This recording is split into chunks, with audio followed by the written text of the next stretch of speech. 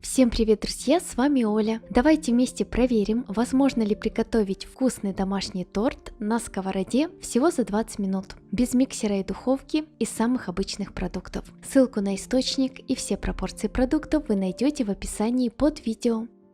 Для начала в миску разбиваем 2 яйца среднего размера. Можно использовать яйца комнатной температуры или из холодильника. Добавляем 150 грамм сахара, это 6 столовых ложек с горкой. Всыпаем щепотку соли для баланса вкуса и щепотку ванилина или 1 чайную ложку ванильного сахара для приятного аромата. Перемешиваем продукты венчиком примерно 1 минуту, просто чтобы разрушить структуру яиц и все хорошо объединить. Ничего взбивать не нужно.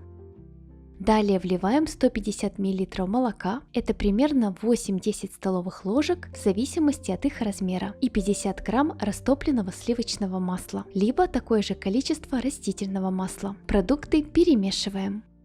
Через сито просеиваем 2 столовые ложки с горкой какао, это 30 грамм.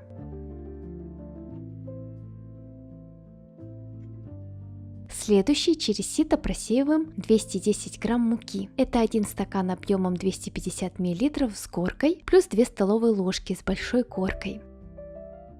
Венчиком замешиваем тесто до гладкой консистенции без комочков. На данном этапе тесто густое.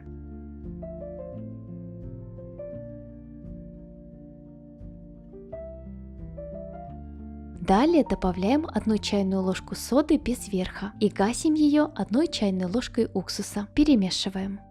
Еще больше вкусных и простых рецептов вы найдете в моем телеграм-канале. Ссылка в описании. Всех жду! Последним добавляем 160 мл крутого кипятка. Это 2/3 стандартного стакана объемом 250 мл. В итоге получается довольно жидкое тесто, которое по консистенции погуще, чем на блины. У вас количество муки может незначительно отличаться. Далее тесто делим на 6 равных частей, примерно по 130-140 грамм теста. У меня это полный большой половник.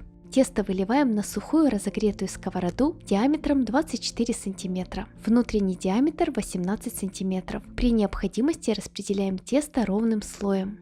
Выпекаем коржи на маленьком нагреве под закрытой крышкой примерно 2 минуты. Когда поверхность теста станет матовой и к ней не прилипает пальчик, аккуратно переворачиваем коржик на другую сторону. Допекаем еще 1 минуту под закрытой крышкой. Крышку вытираем насухо.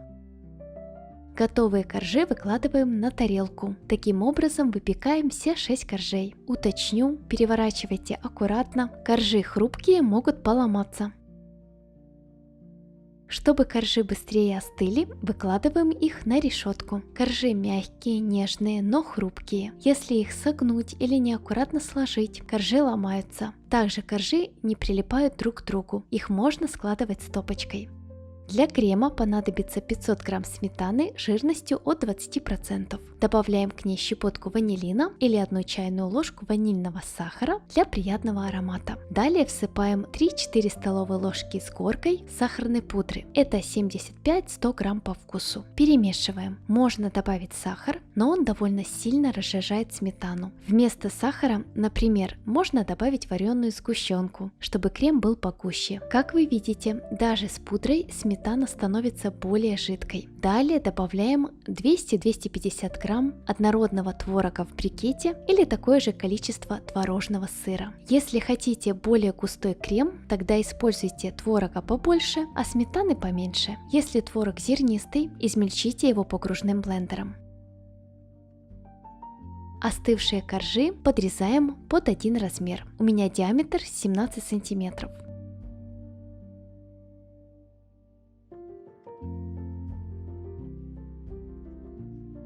Тарелку смазываем небольшим количеством крема. Посередине выкладываем первый корж. Если крем густой, тогда можно собирать торт без кольца и сразу же его обмазать кремом и обсыпать крошкой. Если крем жидкий, тогда устанавливаем кольцо или бортик от разъемной формы. Если есть ацетатная пленка, лучше ее установить, будет удобнее. На первый корж выкладываем порцию крема и распределяем. Вначале 2 столовые ложки крема, примерно 50 грамм от общего количества, отделяем для обмазки боков и ставим в холодильник. Извините, этот момент я не засняла. Оставшийся крем делим на 5 частей. Это примерно по 150-160 грамм. Таким образом чередуем корж и порцию крема. Если нету весов, вы можете выкладывать одинаковое количество ложек крема на каждый корж. Благодаря этому будет красивый разрез у торта с равномерным количеством крема. На последний корж крем не наносим. Накрываем торт пищевой пленкой и ставим в холодильник минимум на 2 часа, можно на ночь. На приготовление коржей, крема и сборку торта уходит примерно 20-30 минут. Если вы сразу же будете обсыпать торт крошкой, у вас уйдет примерно такое количество, как заявлено в источнике. Я немножко сделала по-другому. 50 грамм грецких орехов подсушиваем на сухой сковороде до хруста. Периодически орехи перемешиваем, чтобы они не подгорели. У меня здесь 100 грамм орехов, но этого количества многовато, поэтому я советую брать примерно 50 грамм. Орехи высыпаем в измельчитель и добавляем обрезки торта. Чтобы обрезки не отсырели, храним их в закрытом пакете. Измельчаем продукты до мелкой крошки. Орехи можно просто порубить ножом, а обрезки измельчить руками, если у вас нету измельчителя или нету света в данный момент. Спустя 2 часа снимаем пленку, отделяем кольцо ножом или шпателем. Обмазываем бока торта отложенным кремом.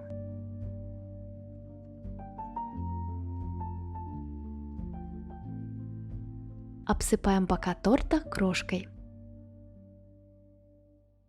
60 грамм черного или молочного шоколада растапливаем на водяной бане или в микроволновке короткими импульсами по 20 секунд. Каждый раз хорошо перемешиваем, чтобы шоколад не перегрелся и не свернулся крупинками. Перекладываем растопленный шоколад в пакетик или в кондитерский мешок. Отрезаем уголок и делаем шоколадом узор, который напоминает спираль или улитку.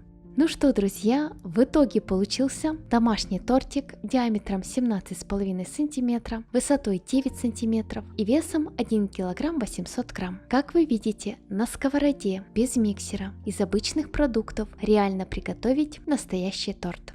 Давайте отрежем кусочек и попробуем. В разрезе мы видим мягкие пушистые шоколадные коржи и толстенькую прослойку крема. В разрезе торт выглядит очень аппетитно. Торт мягкий, пропитанный, коржи влажные, не сухие. Я с легкостью отламываю кусочек, и тортик прям тает во рту. Запаха и привкуса соды в коржах нету. Также хочу уточнить, эти коржи на панкейки не похожи. Они больше напоминают шоколадный бисквит или кексик. Крем вкусный, он хорошо пропитал коржи за счет того, что не густой и напоминает сладенький творожок. В целом торт средний по сладости, не приторный и очень вкусный. Это полноценный домашний торт, ничем не хуже, чем из духовки. Если вы хотите, чтобы торт был пониже, выпекайте 4-5 коржей в сковороде диаметром 28-26 см. Что касается шоколада сверху, то поначалу он мягкий, после холодильника застывает и будет ломаться при нарезке. Его можно нарезать горячим ножом. Также, друзья, хочу уточнить, что если вы не уверены в качестве своей сковороды и к ней может прилипать тесто, тогда каждый раз сковороду смазывайте растительным маслом без запаха, чтобы тесто не прилипло. Ну что, друзья, спасибо всем, кто досмотрел этот ролик до конца.